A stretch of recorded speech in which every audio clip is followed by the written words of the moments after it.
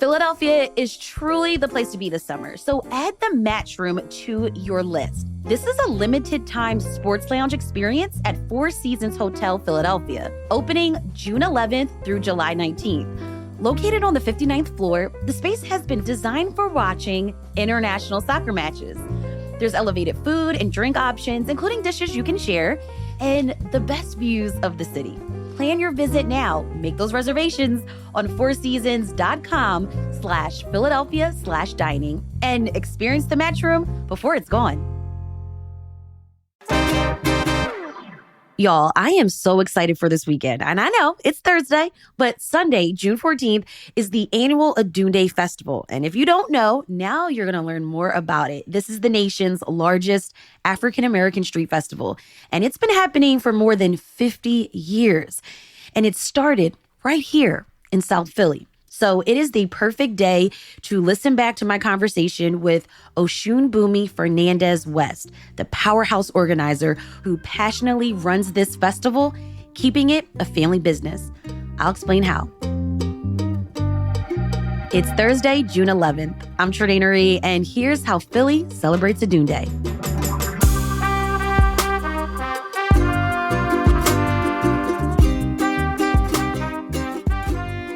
How would you describe the Odunde Festival for someone who's never been? I would say Odunde is the largest African-American street festival in North America.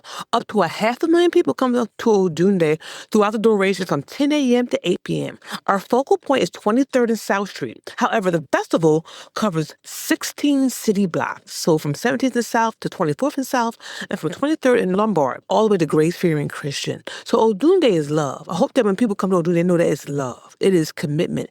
It is sacrifice when they say Odunde. My mother sacrificed herself and our health so that she can propel and so that she can grow our community and to educate and inspire people about the African American culture.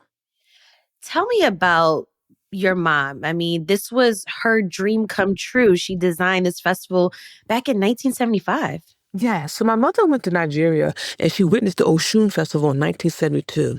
And she came back and years later, she shared the idea with her friend Ruth Arthur, and together they co-created the Odunde Festival in 1975. I was a year old.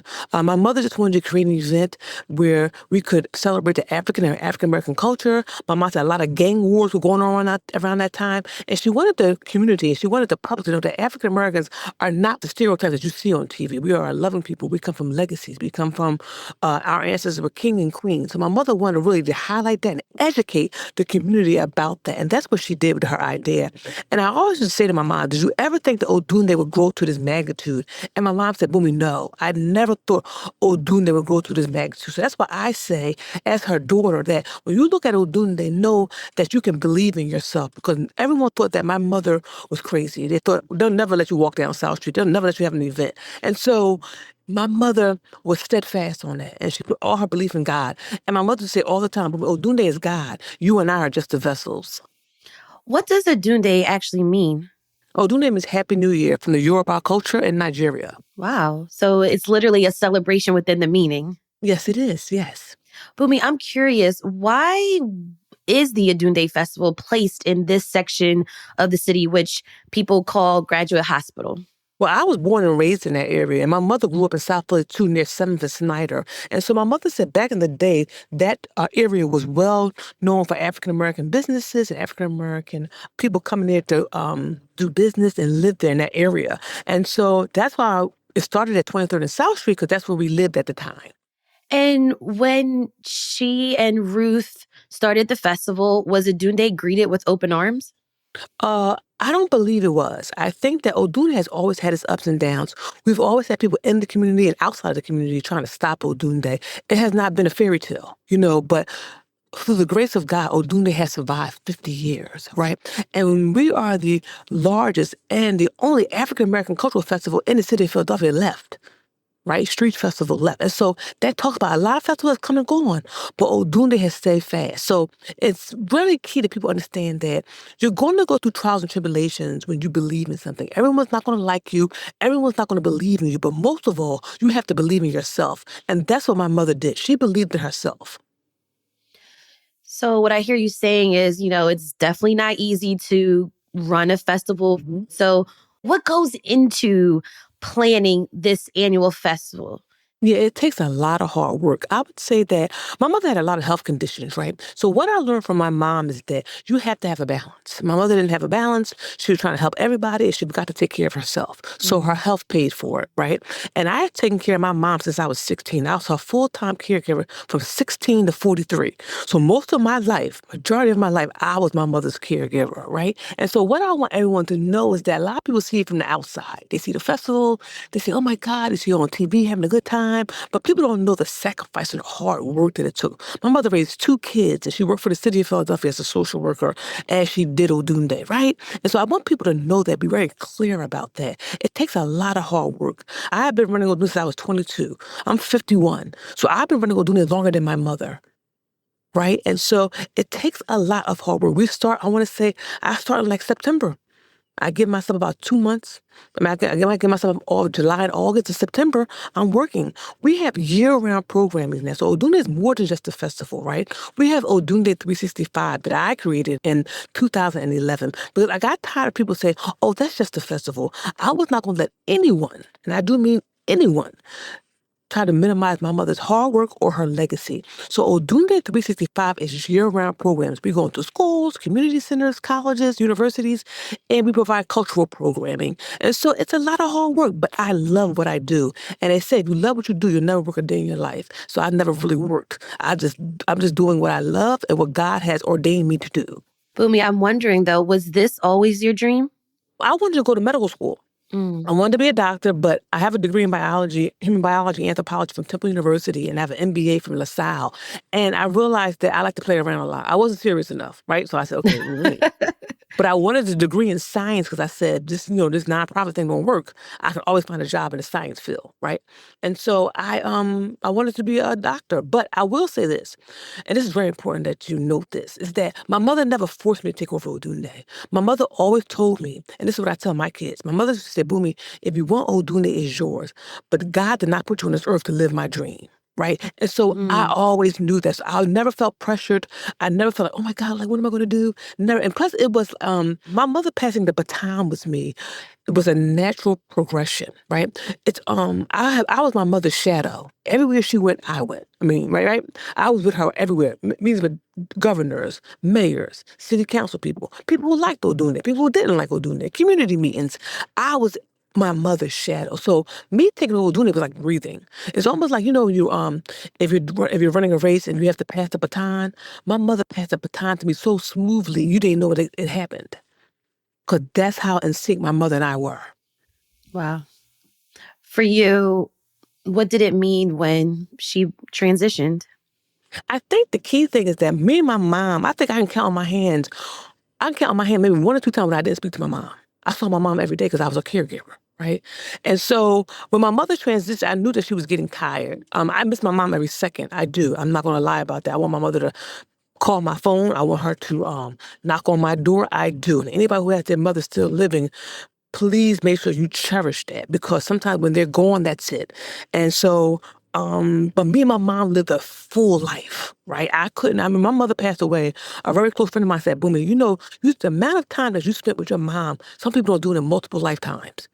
And I didn't understand the magnitude of what he was saying, but what he was saying was that, like I said, I saw my mom every day. We laughed, we joked, we lived. You understand? So because we lived, and I'm so thankful that God allowed me to have my mom for as long as he did, I'm thankful. I do not want my mom to be here on this earth not living the quality of life that she was used to. My mom was a go-getter. She was used to being independent, and her health had made her dependent. And so I didn't want her to be here like that. So me and her had talked, and like 2 days before she died, I told Mom, I said, Mom, because I was having dreams. I said, Mom, you're getting ready to go. Like, God's getting ready to come get you. And my mom said to me the most powerful sentence ever come out of a human being mouth. She said, Boom, I'm not afraid to die.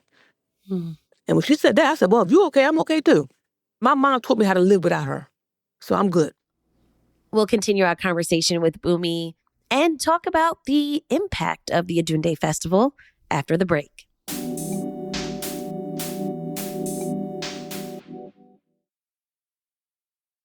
In 2018, the city renamed the 2300 block of West South Street Louis Fernandez Way after your mom. Yes. What was that moment like for you? I mean, that was powerful. I thank Council President Kenyatta Johnson for spearheading that.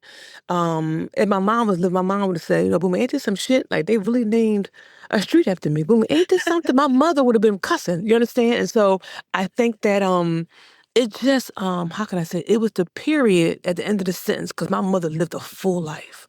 And she gave her all to her community, to her people, and to the city of Philadelphia. My mother changed the landscape of cultural street festivals.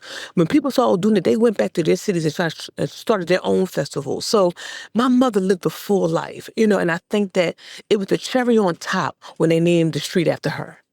Okay, so then the pandemic happened in 2020 and the city shut down and the festival had to postpone. What was happening in the background and how do you survive when you are in a space where the history has changed over the years and there's so many other forces, whether that's political forces, economic forces, so many forces that can be up against you. How do you continue to not only pivot with Odunde, but keep it in this neighborhood, keep it going? For me, all the years I've been to it, it hasn't changed. It's still that authentic, feel good, family friendly, you gotta be there every year type of festival. hmm Well, when you're Lois Fernandez's daughter, you live in a world of pivot. You live in a world of always thinking of your next step. And so because I'm Lois Fernandez's daughter, I was not worried. We just did what everyone else did. We went virtual, right? We had virtual events. We had virtual activities. You know what I mean? It still took place. You know what I mean? You always have to be ready. My mother always said, you stay ready, you never have to get ready. I stayed ready. I stayed ready because I'm Lois Fernandez's daughter, and that's what I was taught. And so we just pivoted and we just acclimated to our surroundings, acclimated to what the world was, how the world was existing, and we just did what we do. Odunde took place. We had virtual events. So I'm thankful for that because a lot of people didn't make it. One, a lot of events didn't make it. Two, but most of all, Odunde survived. And I'm thankful to God that we survived. So you have to put your faith in something higher than you. That's the only way that you're going to survive. That's the only way you're going to remain level-headed. That's the only way you're going to remain humble. And that's what I do. I'm level-headed. I'm humbled. I don't take any of this for granted. Any of it for granted. And I'm thankful to God that he allowed me to be the one and only daughter of Lois Fernandez. That's a legacy. It is. I mean, it's when the way that you say it, I get the chills.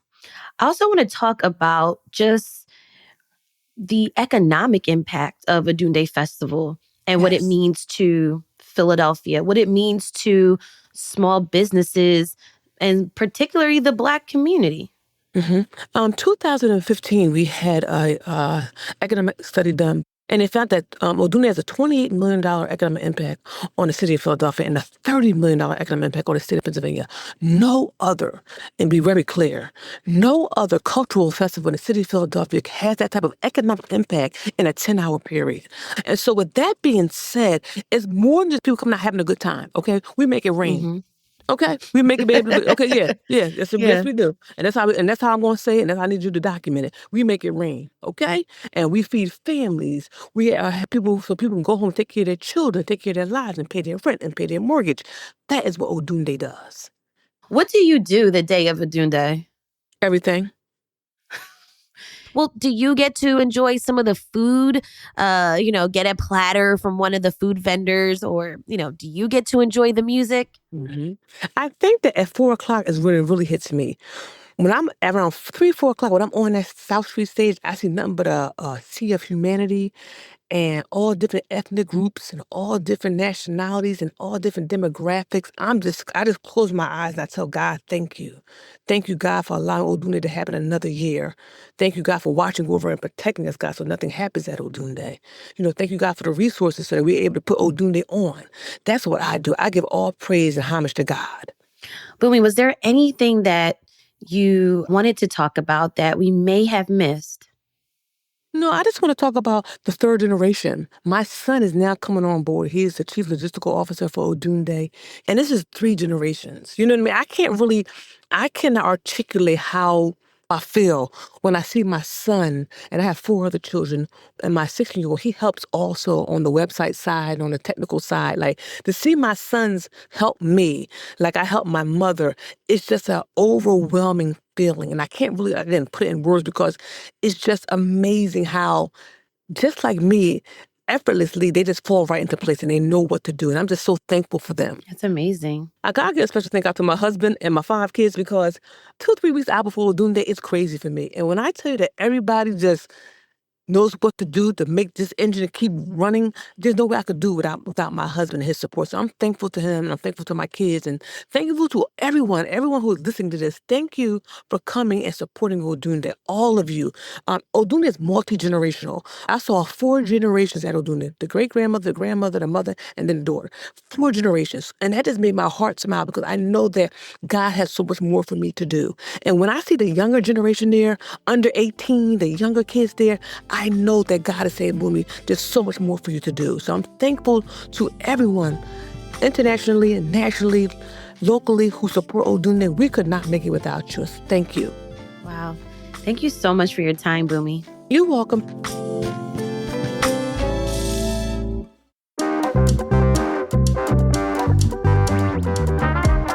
That's all for today here on CityCast Philly. I am so excited to celebrate more than 50 years of Odunde. If you enjoyed this episode, share it with a friend and make sure you come out on Sunday, June 14th.